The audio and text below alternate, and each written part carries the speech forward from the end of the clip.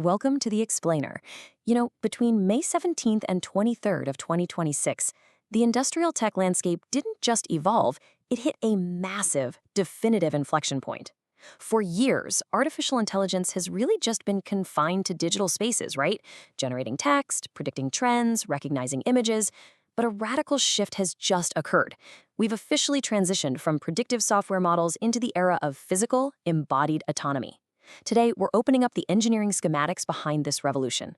We're going to examine the exact moment AI stepped out of the cloud and into the stochastic, totally unpredictable reality of our physical world. Okay, let's dive into this. Here is our blueprint for today. We've got 4 radical industrial deployments we're going to systematically break down. We'll start with the physical AI era, move into manufacturing with vision-language action, look at biotech and autonomous wet labs, explore space via edge-native lunar autonomy, check out logistics with neuromorphic drone swarms, and then wrap it all up with the engineering mandate. Section 1. The Physical AI Era. To really grasp the sheer scale of the engineering achievements we're about to review, we first need to establish exactly what shifted during that pivotal week in May 2026. Let's define exactly what this means. The absolutely crucial elements here are stochastic physical environments and edge-native inference. What this actually means is that AI has officially cut the cord. It is no longer relying on a continuous tether to massive, power-hungry cloud data centers just to figure out what to do next. Instead, it's acting and reasoning in the real, unpredictable world, processing immense amounts of data directly on the device itself, right at the edge of the network. This closed-loop autonomy, it's the engine of the new era.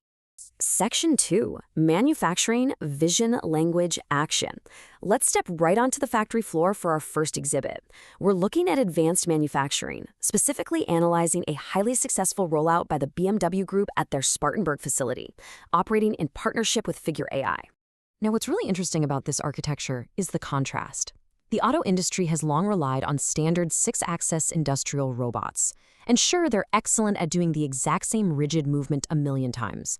But they fundamentally fail when handling highly deformable materials, things like routing wire harnesses or snapping in weather seals. In fact, those specific tasks account for roughly 30% of the remaining unautomatable manual labor in car assembly. To solve this, BMW and Figure AI deployed something totally radical: a fleet of dual-arm bipedal manipulators governed by an end-to-end vision-language action, or VLA, foundation model. Let's trace exactly how this technical pipeline functions in the real world. First up, perception. It uses high-frequency stereo RGBD cameras running at 120 Hz, natively merged with elastomeric tactile force torque sensors right on the robot's hands. The heavy lifting for compute happens locally via NVIDIA Jetson Thor edge nodes, processing action chunking with transformers. But here is the absolute kicker. The system completely bypasses programmatic inverse kinematics. Instead, it uses a sim-to-real pipeline generated in a digital twin, fine-tuned by literally just 48 hours of human teleoperation data. From there, a diffusion visual motor policy denoises visual and semantic instructions in real time, outputting direct joint space torque values to the limbs 200 times a second. And the operational telemetry here is just staggering. 99.8. That is the near-perfect first-pass yield percentage they hit, which effectively eliminated traditional wire-pinching defects. Beyond the accuracy, it cut cycle times for flexible part installation by 45%. But honestly, the most impressive part? Using zero-shot physical reasoning, this VLA network autonomously adapted to 3 newly introduced vehicle trim variations without a single line of explicit reprogramming. Incredible. Section 3. Biotech Autonomous Wet Labs. From the rigid environment of advanced manufacturing, we're moving smoothly into our next industry pillar, biotechnology. Here, we're examining a massive joint rollout by Ginkgo Bioworks and Google DeepMind focused on enzymatic design. For a long time, designing entirely new enzymes for industrial applications, like biological plastic degradation, required years of directed evolution. The funny thing is, AI actually already solved the digital side of this. Generating the amino acid sequences is super fast. The true bottleneck has been the physical world. Synthesizing, assaying, and testing those sequences in a wet lab. It was a manual, disconnected, and highly error-prone process. The solution deployed here is a massive leap forward. A completely integrated automated cloud lab governed by flow-mashing generative AI. And this brilliantly illustrates how this closed-loop system entirely erases physical bottlenecks. First, a highly advanced AI. An SE3 equivalent biomolecular diffusion model generates 3D protein backbones and active catalytic sites in zero-shot passes. Second, hardware orchestration. A robotic wet lab system manages the liquid handling and high-throughput microfluidic screening. But step 3 is the real breakthrough. They replaced human feedback with reinforcement learning from physical feedback, or RLPF. The robot physicalizes the predicted enzyme, assays its efficiency, and feeds that empirical chemistry data directly back into the AI's loss function within 24 hours. The human-in-the-loop bottleneck is just completely eliminated. By collapsing the time it takes to physically test and learn, we get this number, 340. The system completed 14 physical validation cycles in just 28 days, a scale-up process that previously took 12 to 18 months. The result? It yielded a completely new mutant enzyme with a 340% higher catalytic efficiency at ambient room temperature compared to naturally occurring baselines. Section 4. Space. Edge-native lunar autonomy. Let's transition from the microscopic scale of the wet lab to the massive macro-scale challenge of space exploration. We're now focusing on a telemetry update from the NASA JPL Commercial Lunar Payload Services mission. Operating a lunar rover from Earth means dealing with an unavoidable 2.6-second round-trip communication delay. If you're trying to autonomously scoop lunar soil, regolith, for resource extraction, that Earth-in-the-loop latency makes dynamic physical manipulation hazardous and painstakingly slow. Compounding the problem, you can't exactly send standard data center GPUs to space. Galactic cosmic radiation will literally destroy them. The deployed solution is an extreme engineering marvel. A highly quantized large physical model deployed strictly on zero-trust, radiation-hardened edge hardware. So to survive the radiation and operate within a strict 15-watt power budget, engineers quantized a multimodal transformer down to just a 4-bit representation, compiling it directly onto microchip FPGAs and custom neuromorphic ASICs.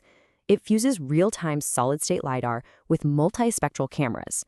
But here is the operational genius. Earth doesn't send joystick commands anymore. Earth sends a high-level semantic string like, extract 5 kilograms of highland regolith near the northern crater rim. The rover translates that language directly into 10 Hz closed-loop autonomous locomotion and manipulation control on device. It operates completely independently. The resulting efficiency gains are remarkable. 68. The rover sustained autonomous harvesting for 14 continuous hours without ever triggering a safety halt or needing manual intervention. By removing the wait time for Earth spatial planning validation, the mission demonstrated a 68% increase in daily regolith collection volume over traditional tele-operated baselines. Section 5. Logistics. Neuromorphic drone swarms. Now let's shift our focus back to Earth for our final case study in healthcare logistics. This focuses on an operational rollout certified by the FAA, run by Zipline and the Mayo Clinic, targeting the highly critical delivery of donor organs. Transporting perishable biological materials in dense urban environments is quite literally a matter of life and death, and ground ambulances are constantly bottlenecked by city traffic. Using autonomous drone swarms seems like an obvious fix, right? Well, city airspaces are full of dynamic, unmapped obstacles, from birds to erratic construction cranes. Traditional frame-based cameras are fundamentally flawed here. They suffer from motion blur at high speeds and impose compute latencies that are just too slow to avoid sudden collisions. The breakthrough architecture deployed here abandons traditional cameras entirely in favor of a neuromorphic vision system paired with spiking neural networks. Let's see how this builds into an entirely new paradigm of machine vision. Instead of capturing static frames of video, these drones use event cameras. They only record changes in pixel luminance at the microsecond level. This sparse data stream is processed by onboard neuromorphic chips that literally mimic biological brain spikes. This gives the drone immense dynamic range and zero motion blur, processing visual data at sub-millisecond latencies while drawing less than 2 watts of power. Meanwhile, a centralized predictive transformer handles the macro-level routing, optimizing flight paths around global city traffic and microweather events. 11. That is the new intra-city organ transport time in minutes, down from 42 minutes in a ground ambulance with sirens blaring. Because this architecture reacts in under 3 milliseconds, it successfully avoided unpredictable avian interference in 100% of recorded incidents, achieving 99.998% spatial reliability across 5,000 dense urban test flights. This 11-minute delivery time exponentially increases the viable window for a successful transplant. Section 6. The engineering mandate. We've looked at automotive factories, automated cloud labs, lunar rovers, and urban drone swarms. These are wildly different operational environments. Yet, if we zoom out to synthesize a strategic view, we can extract the unifying DNA of this massive technological leap. So the crucial point is this actionable blueprint for any industrial board looking to port these frameworks into production. First, the sim-to-real gap is dead. Standard practice now dictates training AI in physics-based digital twins and deploying singular adaptable neural diffusion policies rather than hard-coding rigid logic. Second, edge-native inferencing is absolutely non-negotiable. Whether you're using radiation-hardened chips in space or neuromorphic spikes in the air, processing must happen locally at the sensor level to achieve ultra-low latency control. The reliance on cloud compute for real-time action is over.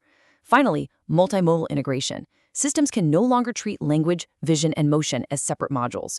Semantic intent must map natively and directly to physical movement. We have entered an era where AI doesn't just think, it acts. The technologies we've explored today prove that the constraints of the physical world are rapidly being digitized, modeled, and mastered right at the edge. Which leaves us with one final, very provocative thought to consider. If artificial intelligence can now autonomously observe, reason, and manipulate the stochastic physical world with zero human intervention, how long until your own industry's legacy bottlenecks become entirely obsolete? Thank you for watching The Explainer, and keep questioning the limits of what's possible.